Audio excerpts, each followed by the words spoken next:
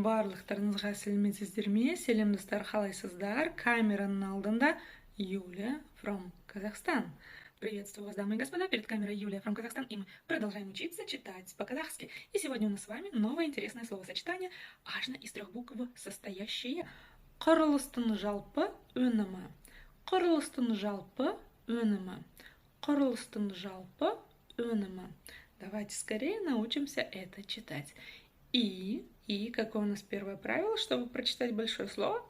Правильно, его нужно разделить по слогам, ровно как в 1 классе. Итак, қора, құрылыс, құрылыстың. Как прочитать букву К с хвостиком снизу? Если вы смотрели мои предыдущие видео, то даже учиться вам ничему не надо. Ну, а для тех, кто видит в первый раз, скажу, нужно просто откашляться или отхаркнуться, пардон, через букву К обыкновенную. Все, вот и вся магия. Дальше идет буква У с черточкой снизу. Вот чтобы ее прочитать, нужно просто за основу взять букву О обыкновенную. О. Но произнести ее очень и очень коротко. Қора, құрылыс, құрылыстың. Буква «ы» везде, как вы заметили, читается очень коротко, в отличие от русской версии.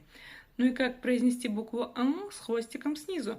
Нужно кончиком языка потянуться к верхнему небу, произнося обычную букву «н», да. Но магия заключается в том, что мы не дотягиваемся до этого верхнего неба нашим языком и произносим букву «н» обыкновенную. Вот и все. Произнесите обычную букву «н», и туда, к верхнему небу потянитесь теперь. Құрылыстың, құрылыстың, құрылыстың. Все, ничего сложного. Едем дальше.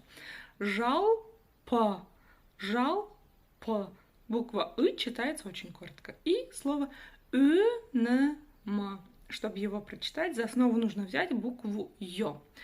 Когда мы произносим букву «ё», изначально слышим и краткую. Убираем эту и краткую часть, и у нас остается звук «ы».